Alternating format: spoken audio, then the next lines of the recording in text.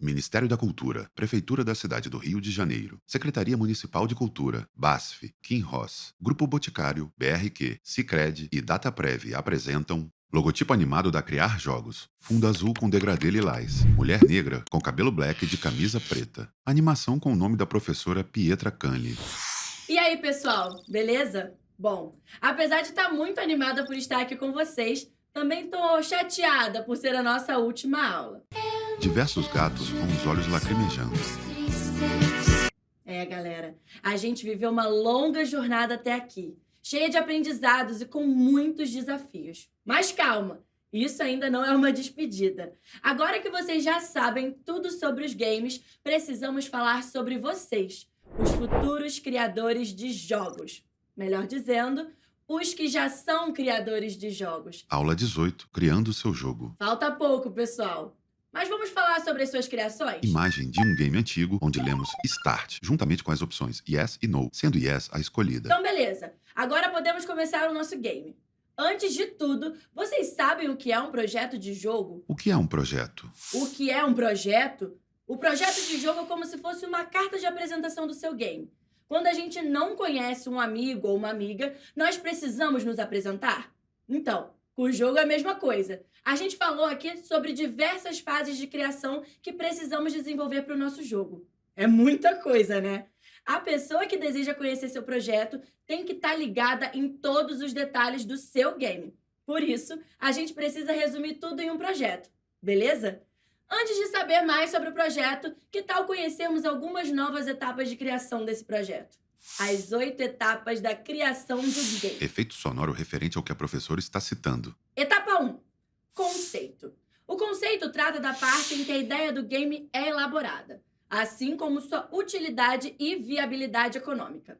Para essa etapa, é necessário fazer um documento de até 5 páginas, que precisam ter os seguintes elementos: a premissa do jogo, os diferenciais no que seu game é inovador, os requisitos de hardware, a plataforma-alvo, o público-alvo, classificação etária, o gênero, licenças ou autorizações, análise de competitividade, os objetivos do jogo e a perspectiva de retorno financeiro. Após o fim dessa etapa, a escrita do projeto começa. Mas calma, que ainda tem mais coisa. Etapa 2. Pré-produção ou planejamento. Nessa fase é preciso detalhar o jogo, o estilo de arte, o plano de produção, o level design e as mecânicas do jogo. Como essa parte vem antes da produção, é preciso pensar na estrutura do jogo e nos seguintes aspectos: a interface do game, as habilidades e os itens que os personagens trazem consigo, o universo do jogo e o motor, também chamado de engine, que será utilizado na produção. Etapa 3. Protótipo. O protótipo pode ser feito em qualquer suporte, seja ele digital ou no papel, desde que apresente a ideia e as mecânicas do jogo. Nessa etapa, o mais importante é que se tenha um feedback do projeto, ou seja, uma opinião sobre o trabalho e que vai ajudar na melhora do protótipo. Esse feedback pode ser dado pela própria equipe ou por pessoas interessadas no jogo. Etapa 4. Produção. Durante essa fase, apesar do design já estar pronto, ainda é preciso fazer alguns ajustes, como a melhora da mecânica e a revisão de alguns elementos. É aqui que os artistas produzem os mapas e os personagens, enquanto os programadores trabalham nos códigos das interfaces e adicionam a IA, a inteligência artificial. Etapa 5. Alpha. Nessa etapa, o game precisa ser jogável do começo ao fim. Dessa forma, a equipe avalia o funcionamento do jogo e busca por defeitos e aspectos a serem melhorados. A interface básica, a arte, o áudio e recursos de multiplayer já devem estar concluídos nessa parte. Etapa 6. Beta. O foco desse estágio é a correção de problemas com os testadores online. Os códigos, o conteúdo, o texto em diferentes idiomas, a navegação, a interface do usuário, as artes, o áudio, o manual e as compatibilidades já devem estar concluídas e prontas para o uso. Etapa 7. Ouro. Essa fase corresponde ao envio do game para sua fabricação e distribuição, seja por mídia física ou digital. Etapa 8. Pós-produção. Após a distribuição, os bugs e pequenos problemas são corrigidos. Novas atualizações e extensões começam a serem lançadas também. Nesse estágio, o objetivo é dar uma longa vida ao jogo. E como eu me organizo para dar conta disso tudo? Galera, a gente já sabe que criar um game dá um trabalhão, né? Um jogo tem muitos detalhes para serem desenvolvidos. É por isso, pessoal, que a gente precisa dar muita importância ao projeto. É ele que vai contar para as pessoas sobre o que o seu jogo é. Então, a gente agora vai ver algumas dicas para criar esse projeto, beleza? O que não pode faltar no meu projeto? Quadro com a citação da professora.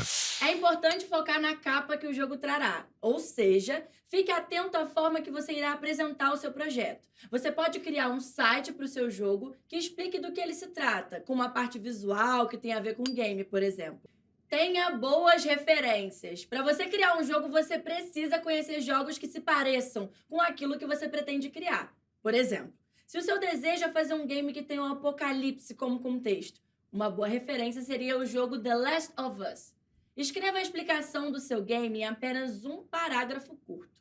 Essa técnica ajuda você a visualizar o objetivo do seu jogo. Tente pensar em como deixar o seu jogo divertido. E aqui, diversão se trata de engajar o jogador. Pense que a principal meta do seu jogo é entreter a pessoa que irá passar horas vivendo aquele universo. Reflita e escolha bem o seu público-alvo. Lembre-se, público-alvo não diz respeito apenas à faixa etária, mas também o estilo de vida do jogador, a personalidade e o gosto do jogador que irá fazer com que ele jogue seu game. Construa uma apresentação visual para o seu projeto como um PowerPoint, mas não coloque muito texto em um único slide, ok? Isso pode cansar a pessoa interessada. Ao colocar as explicações, pense em como você pode escrever de uma maneira resumida e espalhar as informações ao longo da apresentação. Além disso, pense numa apresentação em que a arte tem a ver com o jogo que deseja criar. E para finalizar, estude bastante o seu game, para que na hora da apresentação você saiba explicar tudo direitinho e também possa tirar as dúvidas de quem está te assistindo. Galera, nós já estamos na nossa última aula e até aqui vimos muita coisa. É tanto conteúdo, é tanta informação que às vezes pode ficar difícil saber por onde começar. O que vocês precisam saber é que o processo criativo não vem do nada. As suas ideias vão vir de uma série de experiências que vocês terão ao longo da vida. Por isso, é importante lembrar para vocês para não ficarem desesperados ou ansiosos caso não consigam criar um jogo de primeira. É um processo que leva tempo, ok? As aulas que vocês tiveram são para sua formação, então vocês têm conhecimento de sobra. Mas a gente sabe que muitas vezes a criação de um jogo vai ser mais complicada do que fácil. Afinal, é normal que as dificuldades apareçam. Por isso, galera, eu tenho uma dica que vocês podem gostar bastante. Sabiam que quando vocês estão com dificuldade para criar o seu game, uma das melhores coisas que vocês podem fazer é dar uma pausa e ir jogar? É verdade! Essa é uma boa forma de voltar a criar, porque enquanto vocês jogam, vão também praticando. Inclusive, pessoal, eu vou logo avisando que depois desse curso, vocês não vão ver mais os jogos da mesma forma.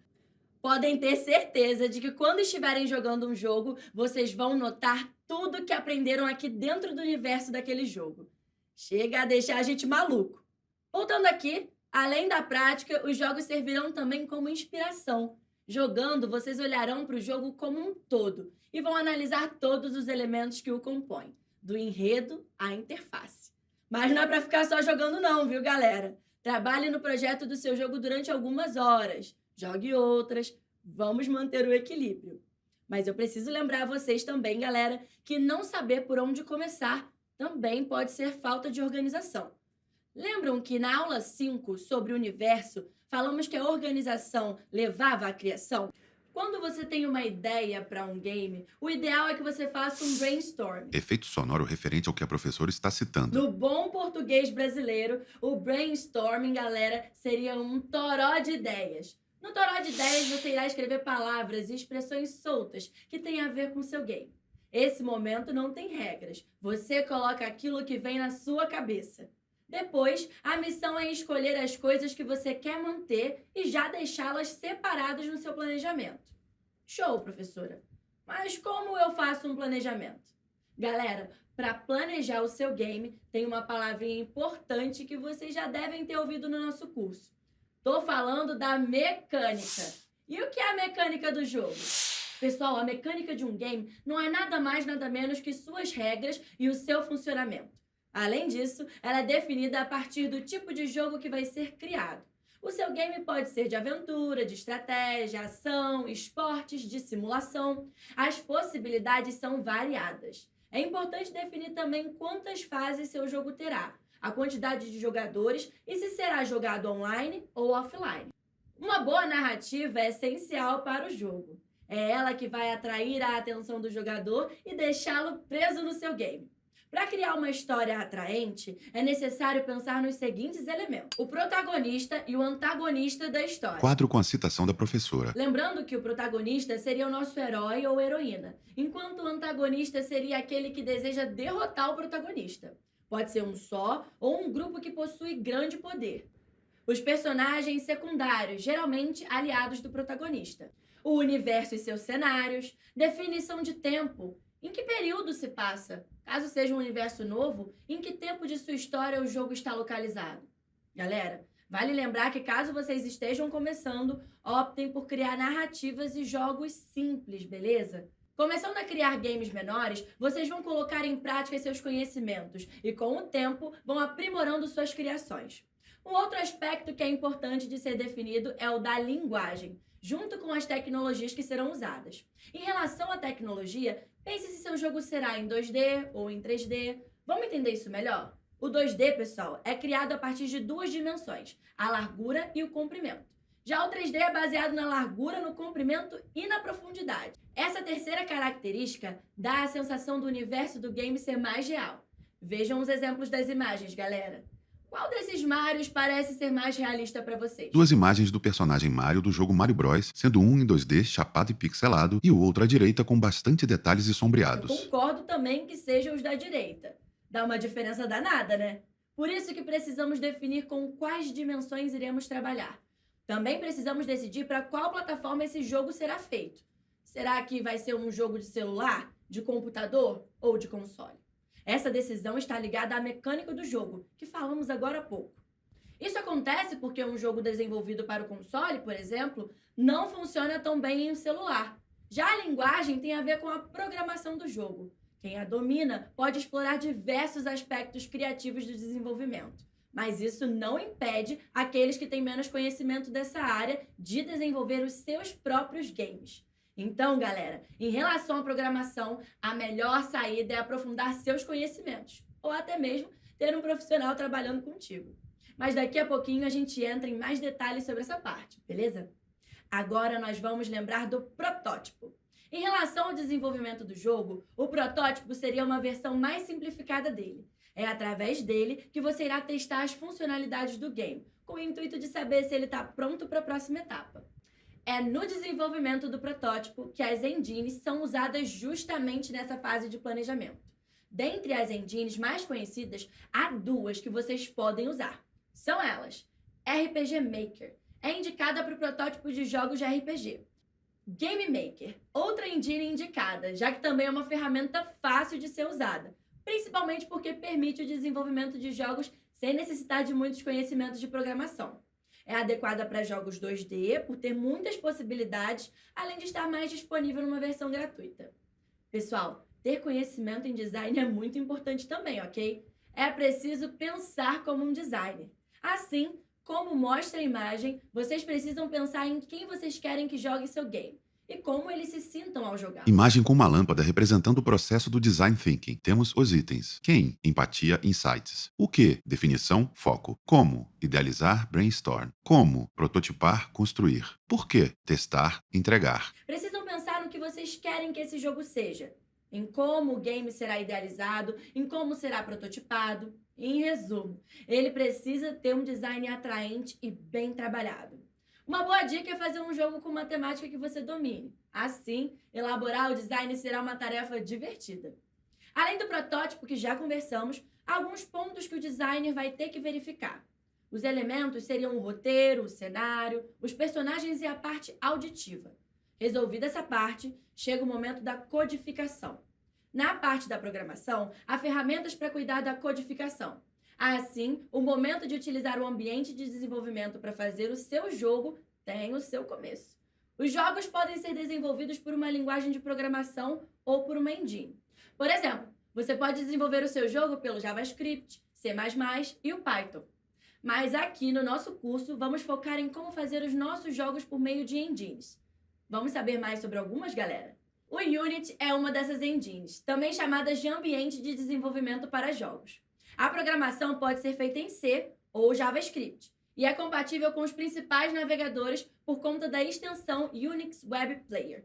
Uma boa função do Unity é que ele suporta o PhysX, um aspecto que é responsável por aumentar o realismo em jogos tridimensionais, ou seja, aumenta a capacidade do 3D.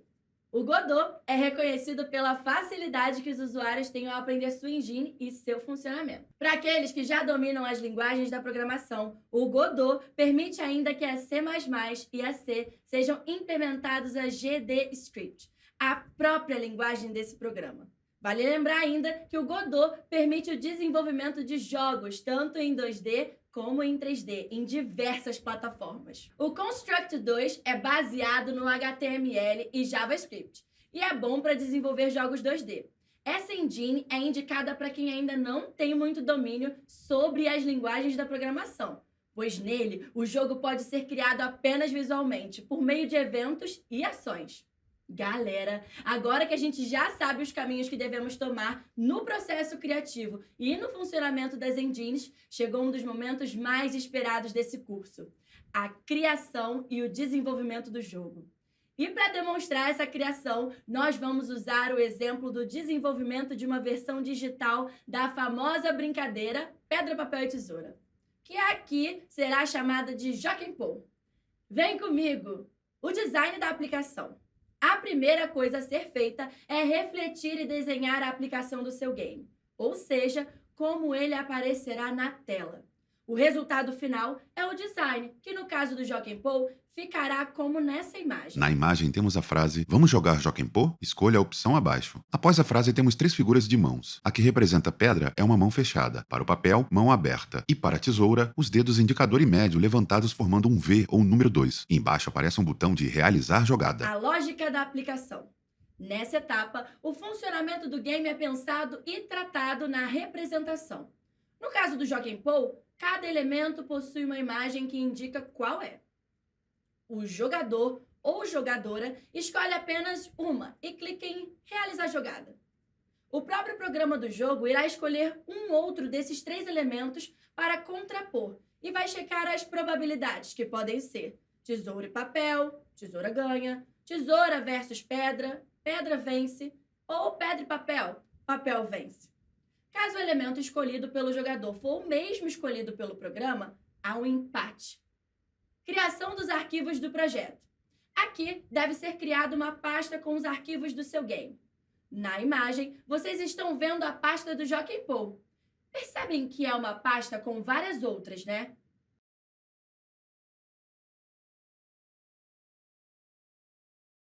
Vamos ver para que cada uma serve? A pasta CSS serve para guardar os arquivos de estilo. A pasta Images é destinada para as imagens que vão ser usadas na aplicação do game. A pasta JS é para guardar os arquivos do JavaScript, que vão ser utilizados também na aplicação do game. E, por fim, o arquivo index.html, que vai guardar o conteúdo estático da página do seu game. Já para trabalhar com os códigos, galera, vocês podem usar o Visual Studio Code, o Sublime Text, o Notepad++, o Atom, o PyCharm ou o Eclipse. Lembre-se sempre de escolher aqueles que vocês têm mais facilidade de usar, beleza? A criação do HTML do jogo. O primeiro passo da codificação do jogo é criar a estrutura básica do HTML, como vocês estão vendo na imagem. Imagem de comandos HTML, semelhante ao antigo DOS. Ela, inclusive, já mostra para vocês o que há no arquivo CSS, além de começar a usar fonte sans narrow. Já no corpo do arquivo HTML, também conhecido como body, há uma lista com as tags UL e LI, que correspondem às imagens contidas na pasta Images. Depois eu vou explicar as funções que elas têm quando recebem um clique, ok? Após as imagens trazidas, vai aparecer um botão que tem a tarefa de realizar a jogada, que na imagem que vocês estão vendo aparece como realizar jogada, com 2 parênteses. HTML, comando para realizar jogada. Após isso, aparece o resultado da jogada para o jogador, como na imagem que vocês estão vendo. Volta a imagem do Joaquim Pô, desta vez com o resultado após a jogada. Neste caso, houve empate com o papel. Pessoal, eu vou voltar rapidinho para outra figura que estávamos vendo, a dos códigos, para comentar só mais uma coisinha sobre o HTML. Para fechar o HTML, vocês precisam ir lá na pasta JS e resgatar o arquivo JavaScript, ok? Ao selecionar uma imagem para colocar no jogo, essa será a lógica que aparecerá. No Joaquim Pô, como vocês podem ver, as 3 opções possíveis, pedra, papel e tesoura, serão falsas a princípio. Porém, ao selecionar uma delas, essa lógica vai mudar. Então, por exemplo, caso durante o jogo você clique na tesoura, a interface vai mudar para que essa opção esteja em destaque. Isso acontece por conta de uma propriedade chamada de document.getElementsByClassName, que vai atribuir o src a outra foto. Outro fator importante a ser lembrado é que quando selecionado, a opção de tesoura, que inicialmente estava como falsa, passa a ser verdadeira. Agora é hora de estudarmos a função realizar jogada. Quando o jogador seleciona sua opção, dentro da variável resultado sorteio, a função random, seguida por parênteses, sorteia um número de 0 a 2. Ou seja, é um sorteio feito pelo computador, que sorteará uma opção também, assim como o jogador selecionou a dele. Os 3 algarismos representam cada uma das opções: pedra, tesoura e papel. Assim, o 0 equivale à pedra, o 1 à tesoura e o 2 ao papel, ok? Então, pessoal, dependendo de quem venceu, o jogador ou o computador, ou se foi empatado, a inner HTML na div ganhador exibirá os resultados. Isso também acontece por meio da document.getElementById, como mostra a imagem a seguir. Volta a imagem de comandos HTML. Destaque para o comando citado pela professora. E no game, além da linguagem dos códigos, é assim que irá aparecer na tela do jogador. No Joaquim Pô agora aparece tesoura e papel, seguido por usuário venceu. Galera, é sempre bom lembrar que um jogo concluído não é um jogo pronto. Estou dizendo isso porque é muito importante que vocês testem bastante seus games. Além disso, é preciso de um testador, ou seja, alguém que teste o seu jogo para poder informar sobre erros que o game possui, para que assim você possa corrigi-los. Galera, chegamos ao final do nosso game. Foi muito bom estar com vocês durante o nosso curso. Espero que vocês também tenham gostado e se divertido tanto quanto eu me diverti. Joguem bastante e se aventurem muito pelos games que vocês desejam criar. Beleza? Até breve! Fui!